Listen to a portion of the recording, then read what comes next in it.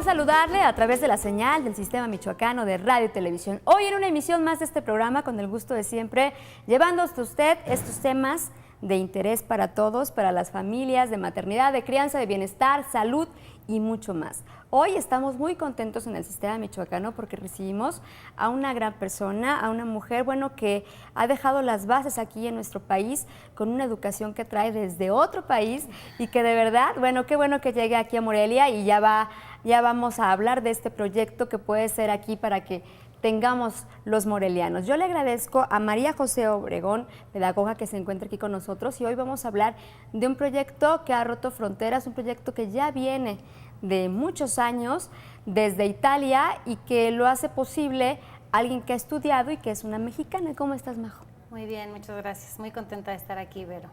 Cuéntanos quién es María José. Majo, como todas te conocen o todos te conocen, las familias, y qué es lo que has logrado a través de tu preparación y además, bien importante, desde la familia, ¿no? Desde el enfoque también humanista, pero es bien importante que nos puedas comentar, bueno, tienes dos centros de trabajo, tienes 2 escuelitas, pero también ahí vamos a ir desarrollando, desmenuzando, ¿qué has logrado con tus pequeños? Pues mira, yo estudié pedagogía en la Universidad Panamericana en la Ciudad de México y al término de la carrera me puse a trabajar en una cosa que en recursos humanos no tenía nada que ver con mi preparación, por así decirlo.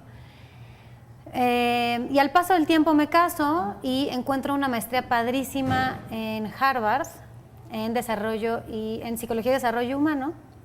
Aplico, me gano una beca y me voy con mi esposo a la maestría. Wow. Y cuando llegué a la maestría me di cuenta que la gente allá empezaba a hablar mucho sobre una corriente educativa que se llama Reggio Emilia, que yo nunca había escuchado y yo decía, bueno, ¿cómo es posible que estudié pedagogía y no sé de Montessori, sé de algunas otras corrientes, pero no sé de Reggio Emilia?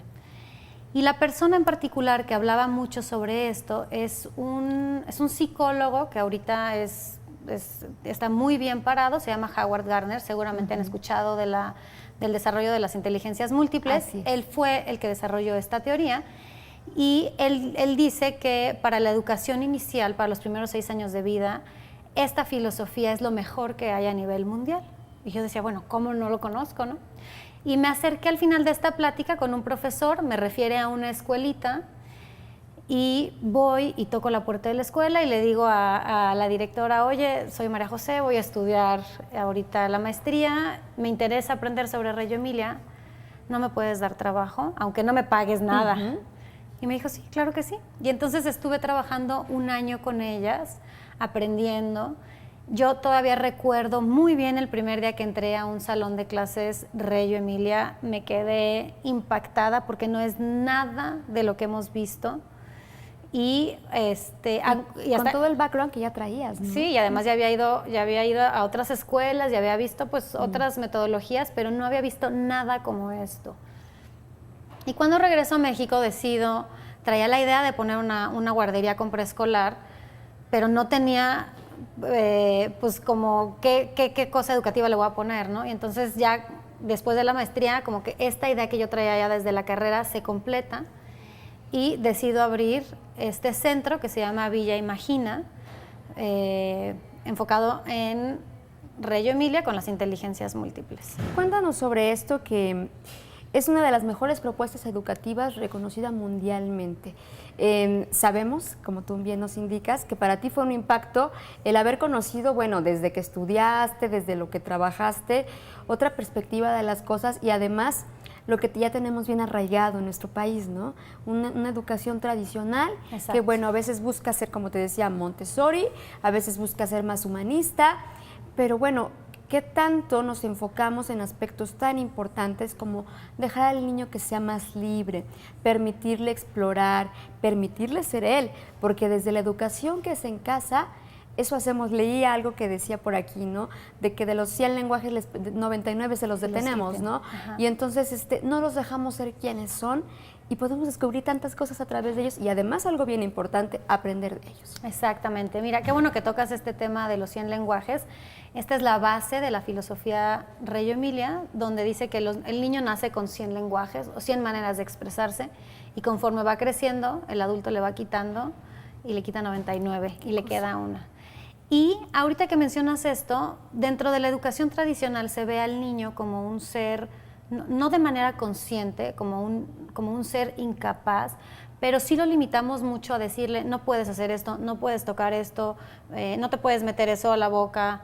Y hay etapas del desarrollo en donde el niño necesita meterse cosas a la boca, hay etapas donde necesita explorar con tierra, con todos sus sentidos. Me acuerdo mucho de 2 situaciones estando en Boston. Una, me acuerdo que había empezado a nevar y entonces yo dije, bueno, qué frío, no vamos a salir al jardín hoy. Y las maestras en ese momento dijeron, les vamos a poner el traje de nieve y todos a jugar a la nieve. O sea, desde ahí hay una percepción o una concepción distinta, porque pues estás viendo al niño capaz, bueno, llueve, juega en la lluvia, nieva, juega en la nieve, hace calor, juega en el sol o en el parque.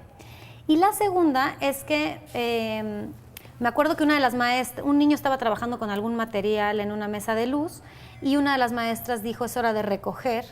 Y entonces pues a mí se me hizo muy fácil, recogí todo, lo guardé y ya. Y entonces llegó la maestra, se me acercó y me dijo, oye María, y le preguntaste al niño si quería seguir trabajando sobre eso después. Y yo abrí los ojos y como, ¿cómo? ¿No? O sea, como que ahí ella me hizo caer en cuenta de la falta de respeto que había tenido yo hacia su trabajo.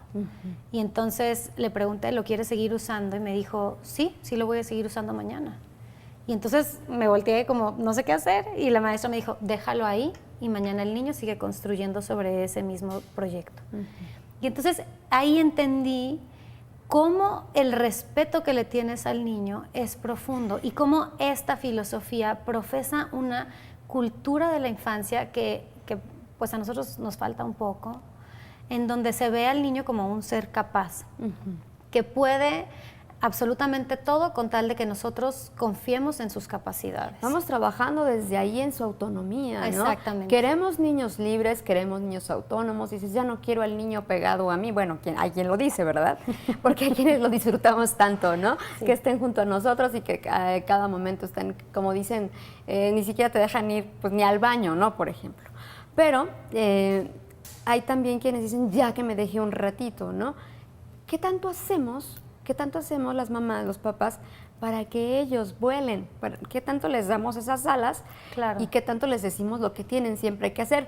O lo que tienen que decir, o cómo tienen que saludar, ¿no? O cómo tienen que comportarse siempre y en donde sea.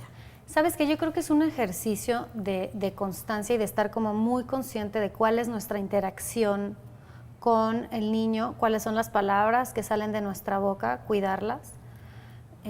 Porque muchas veces no nos damos cuenta y vamos limitando toda esta parte de la autonomía que dices.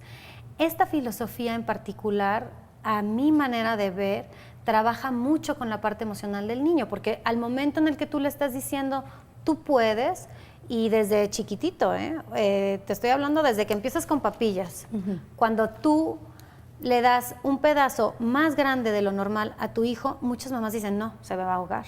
Pero si tú lo intentas y estás con él, vamos a pensar que es un peligro cuidado, porque tú lo tienes ahí. Claro. Tú te das cuenta que el niño es capaz, el bebé es capaz de machacar con las encías la papaya, ¿no? Y hoy hacemos esto, podemos llegar a la práctica del baby led weaning. Exactamente. Y ni siquiera antes lo podíamos pensar, ¿no? Decían, no, hombre, la papilla perfectamente porque algo le puede pasar. Vamos a ir a nuestra primera pausa. Yo te agradezco mucho que estés aquí con nosotros y que podamos compartir con el público, bueno, pues esta filosofía y todo este proyecto tan interesante. Gracias. Gracias. Una pausa y volvemos con más, no se vayan.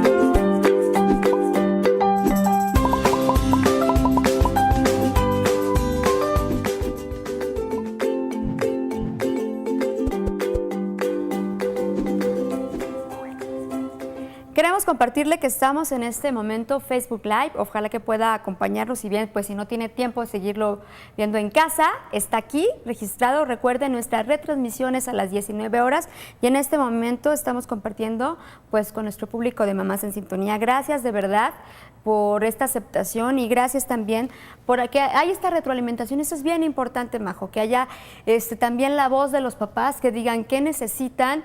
Y también ser honestos, ¿no? Puedes decir, a mí me está fallando esto porque no tengo paciencia, o porque no conozco sobre las emociones, ¿no? O porque yo soy una persona muy cerrada en esto, que son las emociones, y yo no me permito acercarme al pequeño. Por ejemplo, esta relación que hay del padre hacia el niño varón, ¿no? Que a veces decimos, bueno, es para ellos un poco difícil, y cuando lo van descubriendo, cuando se van permitiendo sentir estas cosas, cambia todo el panorama de la crianza, ¿no? ¿Qué papel juegan las emociones y el hecho de que nosotros podamos dejarlos que sean como son? Y además, cosas tan cotidianas como dejarlos llorar simplemente, ¿no? Que no digamos, no llores, no te pasa nada, ¿por qué estás llorando? Y hasta los regañamos, ¿no? Exacto. O en nuestros tiempos que nos caíamos y llorábamos, obviamente, y nos decían, ¿pero por qué lloras? Y hasta nos regañaban, ¿no? O nos pegaban más. Bueno, mira, qué bueno que tocas ese tema.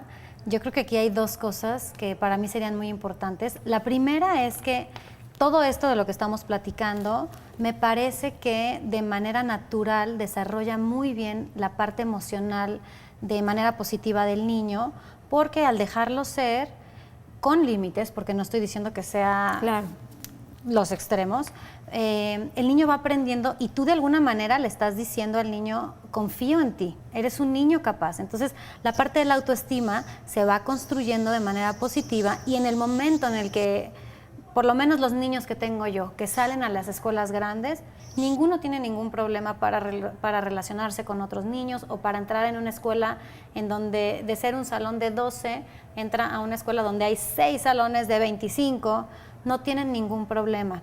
La segunda cosa que ahorita que estabas diciendo, pensé, esta parte de las emociones y de la paciencia, yo te podría decir como experta muchas cosas. A mí vienen muchos papás y me dicen, y yo de pronto les digo o les sugiero que podrían hacer. Pero es bien difícil cuando son tus hijos, porque claro, aún con todos los conocimientos que tengo, muchas veces hay cosas que no sé, porque te gana pues la venda que tenemos de amor por nuestros hijos, que me parece que es absolutamente natural. Entonces, es algo que yo he ido trabajando con los míos y que he ido aprendiendo con ensayo y error, porque sí, a veces pierdo la paciencia, no voy a decir que no, y el papá que diga que no la pierde, por favor que nos dé la receta de cómo le hace para no perder la paciencia. Y todos los niños son distintos, ¿no? Todos incluso los de distintos. casa, si dices, bueno, así es mi niña, pero mi niño no es así. Exacto. Y además, pues, llegamos en muchas ocasiones a lastimarlos con las comparaciones. Yo lo que hago es que para trabajar el tema de las emociones, siempre noto la emoción que están sintiendo mis hijos, ¿no? Entonces, les digo, veo que saliste contento, te veo contento, te veo alegre, saliste contenta de la escuela, ¿me quieres platicar qué pasó? O cuando van a empezar a hacer un berrinche terrible, les digo, te veo molesto, estás enojado, nada más como para que ellos vayan identificando la emoción. Cuando yo me enojo, también se los digo. Hoy en la mañana, por ejemplo, que estábamos saliendo y que rápido y que no llega, salimos tarde de la casa hoy para ir a la escuela, les dije, por favor, estoy perdiendo la paciencia, les pido a los 3 que me ayuden y se apuren. Y entonces ya con esa parte de externar yo también cómo me estoy sintiendo, ellos entienden y dicen, ok, sí, mamá, y se pusieron las pilas. También hay que ampliar nuestro lenguaje, es importante esto. Así es. Porque nos limitamos en ocasiones a decir, te portaste bien, te portaste mal. Y los dejamos en la escuela y te portas bien, ¿no? Y entonces, bueno, vamos diciéndoles, vamos poniéndoles nombres a las emociones y te lleva la sorpresa que el niño te dice, es que estoy eufórico, ¿no? Un niño pequeñito. O te dice, es que me estoy sintiendo colérico, una cosa así, ¿no? Entonces ellos van entendiendo y de grandes pues lo van a expresar muy fácilmente, ¿no? Exactamente. Y sobre esto que estabas diciendo también creo que es importante esto de te portas bien o te portas mal. no ir etiquetando, Exacto. ¿no? Porque de ahí es de donde empiezan a surgir el tema de mi hijo, o sea, ellos empiezan a creer el tema de yo soy el niño que no se porta bien, yo soy el que no puede, yo soy el que, dependiendo de nuestro lenguaje. Entonces, muchas veces yo cuando los dejo les digo, pásatela muy bien, diviértete y sé feliz. No hagas trastadas, es lo único que les digo, ¿no? O sea, como que en lugar de no te portes bien o no te portes mal, les digo esta parte, que me parece que es importante. Y ahí es en donde les hago hincapié en que hay que cuidar el lenguaje que tenemos y que usamos con nuestros hijos. Así es. Bueno, pues todo esto que aprendiste lo llevas a Villa Imagina.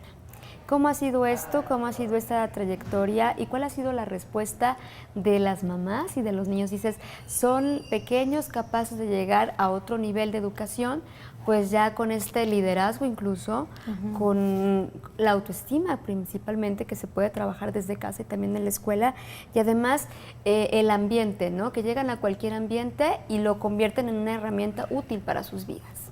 Pues mira, la verdad es que he tenido la suerte de que ha habido mucha aceptación. Sí he notado que los papás están buscando una alternativa educativa dentro de lo no tradicional, que dentro de lo no tradicional hay solamente 4 corrientes. Aquí en Morelia lamentablemente no hay nada Reggio Emilia, lo que sería lo no tradicional aquí es Montessori. Los papás están muy contentos y regresan, o sea, los papás que tienen un hijo y luego tienen otro a los 5 años están ahí y me hablan y me dicen, Majo, a mi hijo no le costó trabajo entrar a la escuela A, B o C, los niños son muy felices, mis hijos todavía me dicen, mamá, extraño mi escuela, extraño Villa, quiero ir, y bueno, pues a mí, como está en el DF, a mí a veces eso me parte el corazón porque parte del inicio de este proyecto nació de mi propia inquietud como mamá de darles lo mejor que yo podía a mis hijos y no saber hacia dónde dirigirme porque no encontraba una opción, ¿no? Entonces cuidé mucho esta parte, la parte emocional, como yo les digo a los papás, todos los adultos saben leer, escribir, o la mayoría, todos saben los colores, las letras, pero sí sé que hay gente, o sea, sí conocemos gente que pues emocionalmente de pronto no está bien, ¿no?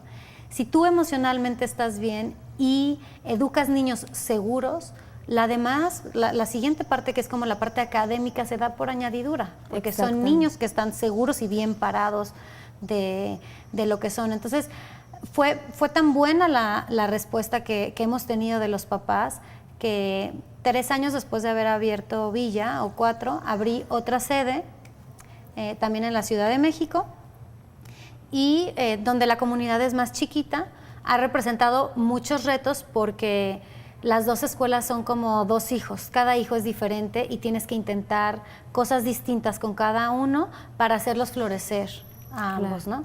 Y es que ahora que hablas de cuando dejan un nivel y van a otro, para los pequeños son duelos. Sí, ¿no? exactamente. Son duelos que hay que saber acompañarlos y que también hay que saber guiarlos y prepararlos para esto, ¿no? Entonces, si tienen una educación basada en esto, en sentirse seguros y que van a enfrentar el mundo donde sea y como sea, no hay esta necesidad. Vamos a hablar de esto después de una pausa. Les invitamos a que nos puedan escribir por Facebook Live y aquí estamos para servirles. Damos una pausa, regresamos con más, no se vayan.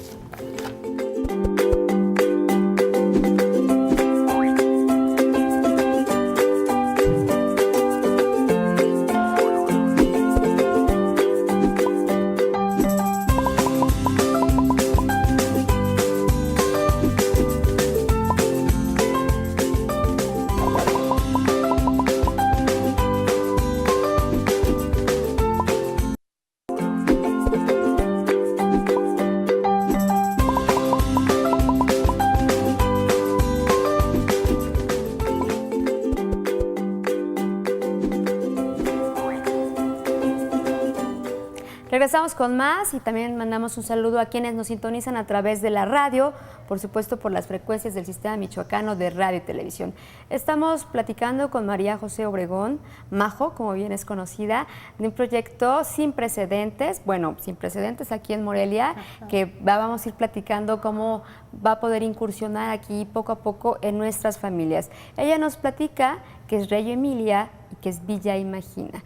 Y antes de irnos a la pausa decíamos esto de los duelos, ¿no? Que en muchas ocasiones nos preocupa. Bueno, simplemente cuando vas a llevar al pequeño por primera vez a la guardería, Lloras. sufres, lloras, Sí. y dices, qué cosa, ¿no? ¿Cómo es posible que se va a separar de mí? A veces sufres más, creemos que el niño, o bueno, no sabemos, porque Es la más, maestra te puede decir una cosa que estuvo muy bien y tú no sabes. No, qué pero ocurre. yo de lo que he visto, la verdad es que es más, somos más nosotros. Yo tenía a mis hijos ahí. Y te puedo decir que la primera vez que llevé a Inés, mi hija, la grande, a Villa, yo iba en el coche llorando y sintiéndome culpable y mucha gente me decía, Majo, pero está trabajando ahí contigo. Y yo, sí, pero es que... Y es algo que tenemos nosotros. O sea, como conforme el niño va creciendo y va estando bien y lo vas viendo bien, esta ansiedad que tenemos como mamás primerizas, pues va disminuyendo, ¿no? Porque lo ves tranquilo, lo ves contento, luego ves que no se quiere ir o hasta le da los brazos a la maestra y tú, y bueno, ¿y yo dónde, no? O que no Vas lloran descubriendo cuando... tantas cosas sobre Exactamente. ellos, ¿no? Entonces ustedes tienen un método no tradicional que de verdad podría dejar tranquila a cualquier mamá, ¿no? Me agrada, me llama mucho la atención esto, ya me explicarás todo cómo es, pero ¿cómo puede haber dos docentes? ¿Cómo pensaron esto? Dos docentes en cada aula y que el vínculo sea seguro, ¿no? Exacto. Que sea seguro y hay dos perspectivas del docente en las cuales no etiquetamos, ¿no? Que no vayas y te digan, es que su hijo es muy esto, muy el otro, ¿no? Exacto. Hay dos visiones. Dos. Sí, esto es importante. En los salones Reggio Emilia, la función del docente no se llama guía, no se llama profesor. Nosotras nos llamamos por nuestro nombre. A mí los niños me dicen Majo y le dicen Lala, a Lala, o sea, a todas las maestras. Y sí nos ayuda a tener dos perspectivas distintas porque lo que una está viendo en un lugar, la otra no lo está viendo o al revés, o pueden complementar.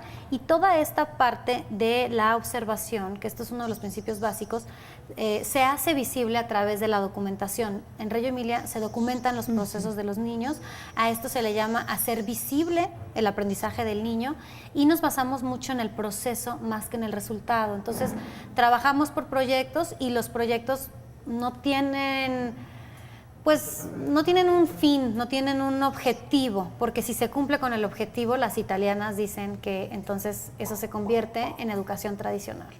El chiste es ir descubriendo y irte fijando, por ejemplo, si el niño va a sumar, cuál es el proceso que está siguiendo para llegar a un resultado.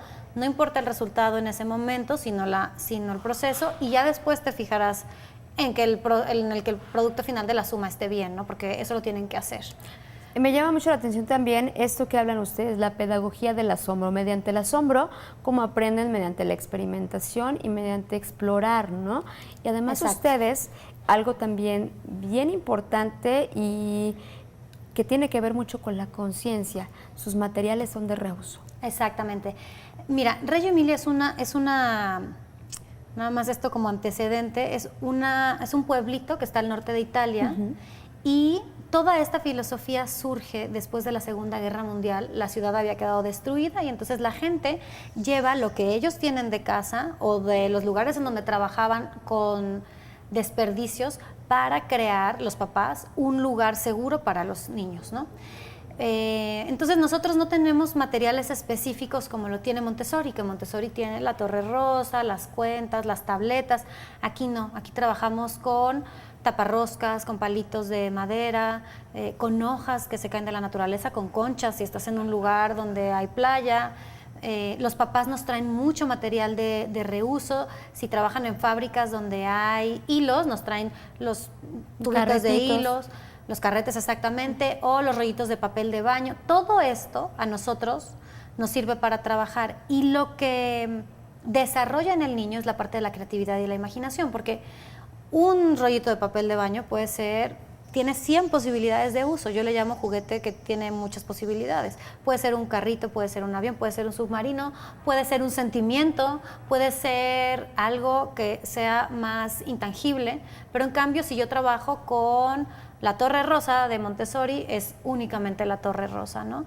O si yo trabajo con un carrito, únicamente es un carrito, no sale de ahí. Entonces, constantemente estamos trabajando la parte de la imaginación y de la creatividad. Nosotros al momento de trabajar con los niños tenemos un contacto previo con los materiales. Idealmente, a veces podemos, a veces no lo logramos por falta de tiempo, pero Esto hace que nosotras decidamos qué es lo que se le va a presentar al niño para que cuando el niño venga y me diga, oye, Majo, quiero usar, no sé, Resistol, y yo les puse Durex. Yo le puedo decir, ¿sabes qué? En este momento vamos a trabajar solo con Durex, y él tiene que resolver de manera creativa esta parte. Ahora, muchos papás también me preguntan, oye, Majo, ¿y qué pasa con el niño después de que sale de esto, ¿no? Porque pues es como vivir en una burbujita. Y siempre les doy la metáfora de que tener a tu hijo en una escuela no tradicional es como aprender a manejar estándar. Si tú manejas estándar, claro, manejas automático. Te tardes un día, 2, un mes o 5, lo terminas haciendo. Pero si tú aprendes a manejar automático, como en mi caso, no manejas estándar, pero ni por error, ¿no? Te cuesta mucho trabajo, se te para el coche. Entonces, te da muchas herramientas en cuanto a la parte de autonomía, la parte emocional, la parte de la imaginación y de la creatividad, que de pronto la educación tradicional no te la da por la manera en cómo pues por la manera en la que te tienes que aprender las cosas de memoria o cómo te presentan los materiales, ¿no? Aquí no, algo muy característico de lo tradicional es que vamos a pensar que los niños van a ver el color rojo y la maestra pone un dibujo de una manzana roja y todos tienen que llenarla con bolitas de papel. Entonces tú ahí no puedes ver al niño, no puedes ver cómo es el niño en realidad, pero si tú das una hoja en blanco con algunos colores, igual y la representación de la manzana para ti sea algo cuadrado, para otros sean puros círculos, para otro, y entonces tú ahí puedes ver cómo es el niño, en qué nivel de desarrollo está,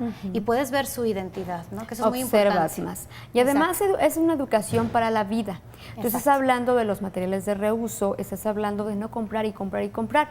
Hay escuelas que nosotros creemos que son las mejores porque nos piden unas largas listas de útiles y lo más caro y lo mejor. Y podemos en ocasiones también observar que los libros se quedaron a la mitad, que la libreta usaron 2, 3 páginas, y entonces también ellos aprenden a comprar y a comprar. Nuestra cultura de consumismo. De consumismo, exactamente. Con esto de lo que hablas, de la creatividad y la imaginación, les sirve también para jugar en casa. Exacto. Porque ya no tienes forzosamente que comprar el juguete más caro. Ni la tablet, ¿no? Mira, qué bueno que tocas ese tema. Aquí quiero saltar ahora a lo que es el atelier de Majo.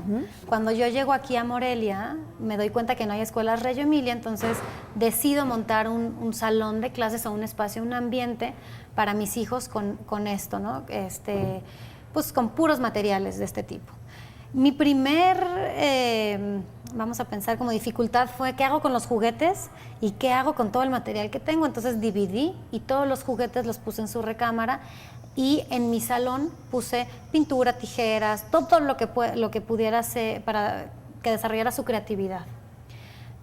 Y esta es una parte en la que yo voy integrando un poco la parte de Reggio Emilia a casa, que yo le llamo como traer Reggio Emilia a casa. Pues nos platicarás de esto porque podemos tener acceso a ello, podemos saberlo a través también de las redes sociales, que para eso también sirven. Exactamente. Y no solamente para pues enajenar a nuestros pequeños. Damos una pausa y conoceremos de este gran proyecto. Volvemos.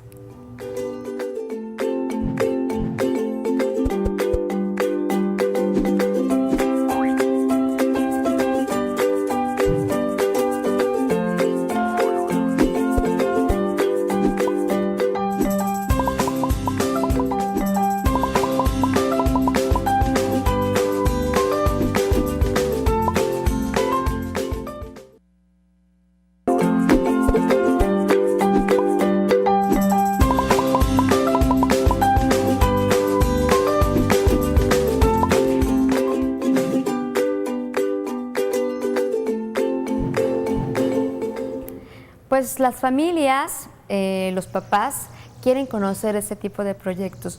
Yo te platicaba cuando nos conocimos que me da mucho gusto que en ciudades como Morelia, a pesar de que es un poco difícil y te has topado con muchas cosas en cuanto a lo tradicional, a lo que ya viene de generación en generación, los esquemas que tenemos, bueno, pues hay mamás y hay papás, los hemos conocido a través de la comunidad que se ha formado por este programa y por otros, no sé, que ha crecido tanto el interés de los padres por ser papás presentes, por tener una crianza respetuosa, por hacer de los niños pues parte de una sociedad que todo el mundo queremos, ¿no? Queremos paz, queremos seguridad, pero ¿qué tanto la trabajamos desde casa, ¿no? Exacto. ¿Qué tanto podemos agredir a nuestros hijos simplemente con el lenguaje que usamos o con los bloqueos que hacemos o no sé, ¿no? En ocasiones no nos damos cuenta de que estamos actuando de una manera que impacta determinantemente la vida futura y presente de nuestros hijos.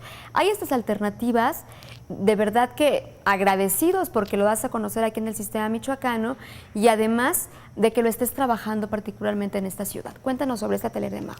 Pues mira, llegué a Morelia, nos venimos por el trabajo de mi esposo y me doy cuenta que no hay nada de Reggio Emilia. Se me rompió un poquito mi corazón. Pero lo vi como una oportunidad para hacer algo más y llegar a más familias por otros medios. Entonces decido llamar a mi salón de clases Atelier de Majo, en donde, con todas mis dificultades de la tecnología, porque he tenido que aprender mucho, empiezo un canal en YouTube sobre cómo integrar aspectos no tradicionales a la casa, usando Reggio Emilia específicamente y pues mi experiencia como mamá en algunos temas, ¿no? Y cosas que he observado a lo largo de los años en mis escuelas. Este proyecto empieza porque mis vecinas me empiezan a preguntar, o sea, llegan y ven el atelier y me dicen, ¿qué es esto? Y entonces yo pues les platico y sus hijos de repente empezaban a venir al atelier y también lo pensé como un legado para mis hijos, porque también me di cuenta que cuando nació Julián el segundo, muchas cosas que yo había tenido con Inés se me habían olvidado, ¿no? Que ya había, ¿cómo hago una fórmula? ¿Cómo? Ya se me habían olvidado. Y con Martín, bueno, menos. Entonces, es una especie también de diario para ellos, para que cuando crezcan ellos sepan cómo fue su infancia, cómo traté de educarlos, que tal vez me equivoqué, pero que hice lo mejor que pude y que traté de darles una educación no tradicional. Y también, si ellos pueden beneficiarse para dárselo a sus hijos y otras familias a sus hijos, pues qué mejor, ¿no? Sí. Entonces así fue como nace este proyecto. Como te decía antes del corte, en este lugar tengo puras cosas de reciclado y tengo puros materiales de arte. Aquí sí quisiera compartirles algo que he descubierto sobre este tipo de materiales.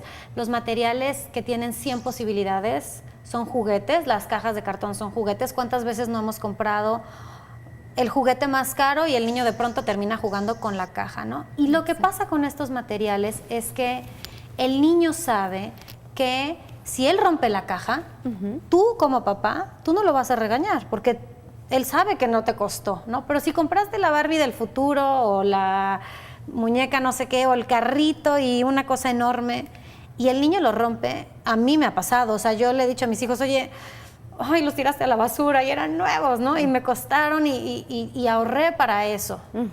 En cambio, los otros juguetes no. Y eso los niños lo saben. Entonces, esa riqueza o ese sentimiento de libertad, de no pasa nada. Quitarle el estrés, ¿no? Exactamente. A la situación. De la caja, del palito, de la rama, de todas estas cosas, le genera al niño esta cierta seguridad y además a ti como papá pues te quita peso económico y mucha ansiedad porque de pronto pues quieres tener las cosas o los juguetes bien cuidados, ¿no? Algo que también es muy importante es que lo tengo todo al alcance de ellos.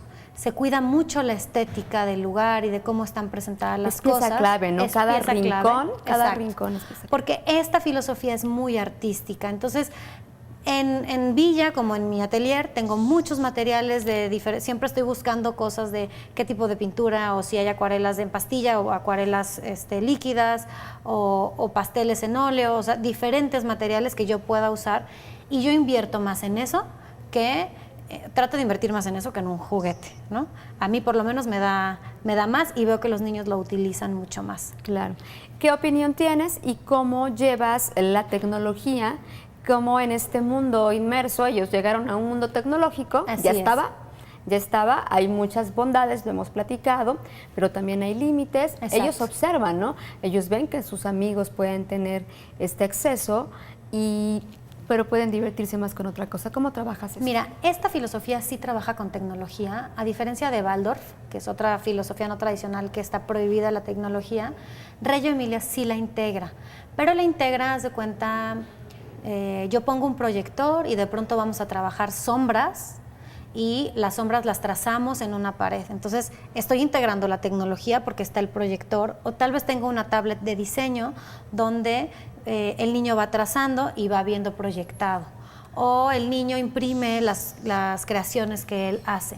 Yo no la integro de manera con aplicaciones de algunas cosas, sino más bien que ellos vayan aprendiendo de manera natural a soltarse, a aprender a picar y averiguar, y que si cambian el color, y que si se proyecta, y que si no, y si podemos proyectar en el techo o en el piso o en las paredes, o con sonido, con bocinas.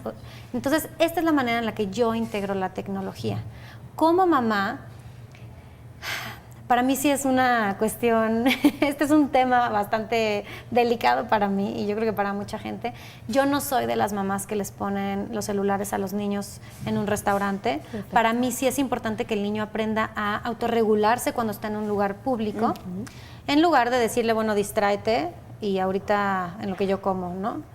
Sí, antes no los dejaba ver la tele todos los días, ahora me he relajado un poquito más y les doy un tiempo al final del día para ver la tele, pero yo no, pues bueno, hasta te podría decir que esa es la manera básicamente en la que yo integro la tecnología, con proyectores, con escáneres, con impresoras, con bocinas, con cosas de diseño. Sí usamos iPads, pero las iPads traen aplicaciones de diseño tal vez como para crear, no para divertirse, que sería un poco más como los juguetes, porque los juguetes, vamos a pensar un juguete que hace ruido, el juguete juega por sí solo. El niño no está jugando, pero con una caja de cartón el niño juega y el niño genera y el niño crea ideas.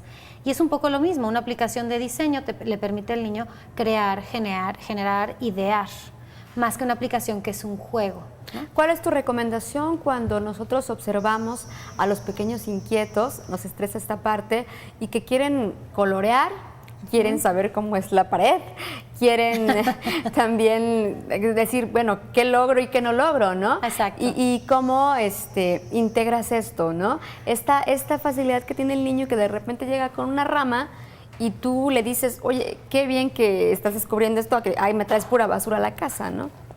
Es muy importante la manera en la que la vas acomodando y con qué material lo vas juntando. Yo puedo tener una rama y juntarla con estambres. Ahora hace poco Inés creó un móvil con estambres y con ramas y lo colgué. Esto es otra cosa que es muy importante, que es otro aspecto, que es poner a la vista el trabajo de los niños. Un proyecto, ¿no? Exactamente, porque eso, cuando el niño ve esos proyectos, pues dice, bueno, pues aquí mis ideas se escuchan, ¿no? Y por eso mi mamá las cuelga, o por eso mi escuela las cuelga. En las escuelas tradicionales, pues ves mucho, no sé, cositas de foamy que hacen las maestras para los niños, y desde ahí va cambiando la perspectiva, porque pues lo que le estás diciendo al niño es, tú vienes a aprender de mí. Por eso yo te pongo el ejemplo, ¿no? Claro. En cambio, cuando tú llegas a un espacio donde está lleno de puro trabajo de los niños, tú le estás diciendo al niño, yo aquí vengo a aprender contigo y de ti. O como cuando es, no sé, celebran algo, es el Día de la Madre, y ellos te hacen un collar, ¿no? Y si tú no te lo pones, pues a él que le causa, ¿no? Decir, está muy bonito, gracias, pero ¿por qué no te lo pones? No es útil para ti, ¿no? ¿Hasta dónde va mi proyecto? También me gustaría que me platicaras después de una pausa, esto, en Villa Imagina, ¿van hacia las asignaturas? O como decías tú, consolidan un proyecto y van trabajando. En una pausa y regresamos con más, no se vayan.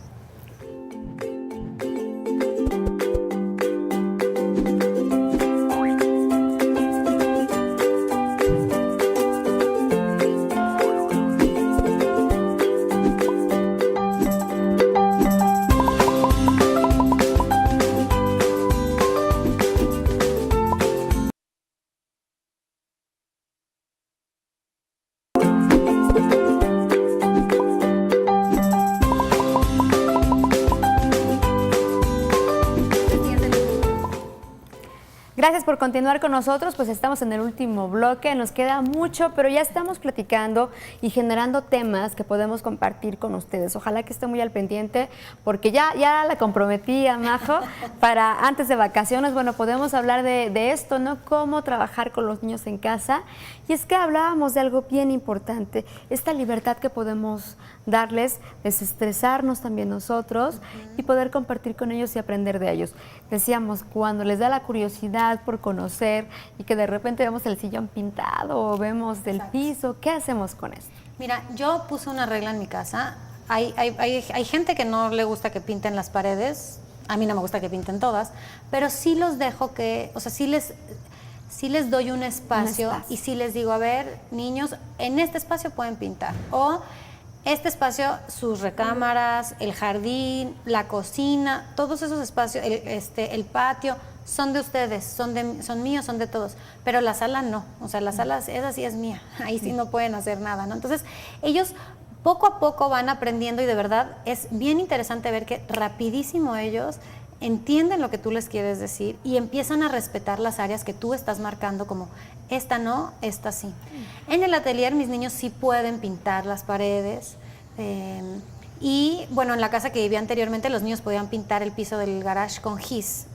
Esto a mucha gente le causa mucho estrés y mucha ansiedad y aquí te podría platicar que mis vecinas se enojaron porque pues yo tenía ahí muchas obras de arte de los niños, pero yo los estoy dejando limitando, ¿verdad? Porque no los estoy dejando que lo hagan en cualquier otro lado o que vayan a otra casa, sino tu casa. Dentro de mi espacio y bajo mis reglas, ustedes pueden hacerlo, ¿no? Entonces es un poquito darles libertad con límites. Todo esto lo podemos conocer a través de tu canal de YouTube. Invítanos. Así ¿Cómo es. podemos tener acceso y qué temas podemos conocer? Bueno, los invito. Mi canal de YouTube se llama El Atelier de Majo.